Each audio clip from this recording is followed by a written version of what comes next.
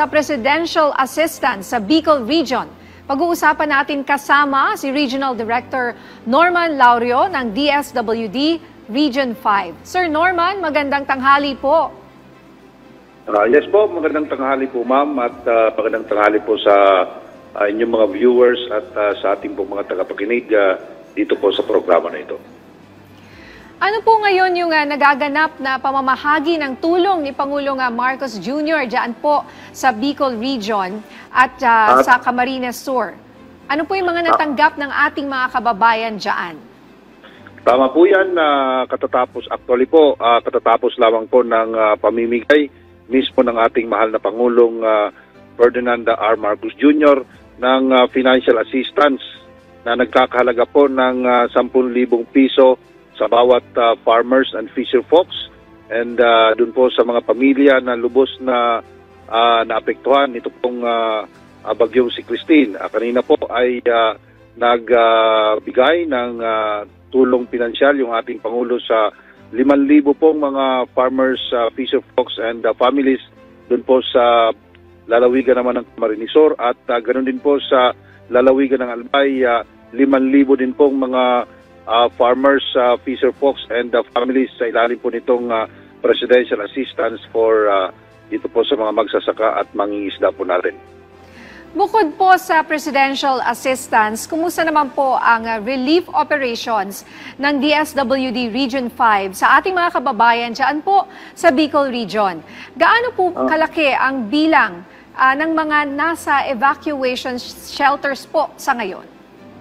Sa ngayon po, ma'am, mayroon na lamang pong mahigit 200, 260 na mga evacuation centers ang bukas at mayroon po itong 24,000 families na nasa EC pa po. And because of that, patuloy pa po ang isinasagawa nating relief operations. Katuwang po ang iba't ibang lokal na pamahalaan. Ganun din po dito sa bayan sa lalawigan ng Kamsur. Kasama po natin yung PLGU ng Kamsur.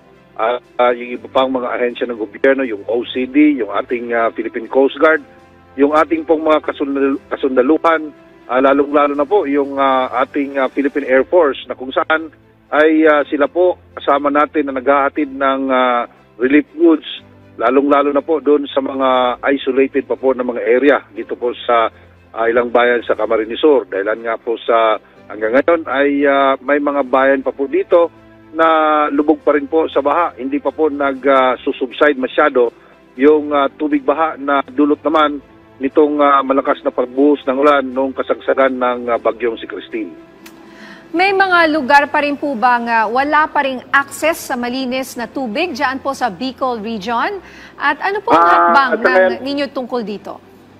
Sa ngayon po ma'am, may lahat po ng mga isolated areas ay na-access na po ng ating nagsasagawa ng relief operations. Yung ating DSWD, yung ating PLGO, kapareho po ng binanggit ko kanina, at iba pang mga ahensya ng gobyerno. Kaya nga po, sa tulong po o katuwang natin yung Philippine Air Force at yung ating mga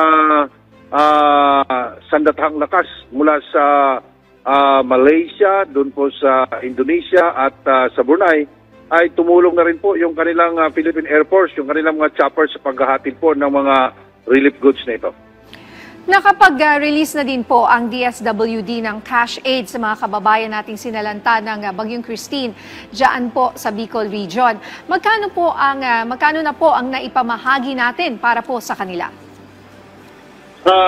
Sa ngayon po ay umabot na po tayo sa halos sa family food packs po natin at non-food items ay umabot na po ng halos 456,000 family food packs ang naipamahagi po natin sa mga naapektuhang mga kapwa po natin Bicolano. At dito po sa muling pagbangon ng Bicol Region mula po sa bagyong Christine, ano-ano pa po yung ibang mga nakapreposisyon na programa ng DSWD dito po sa ating mga survivors at displaced nating mga kababayan dyan po sa rehiyon?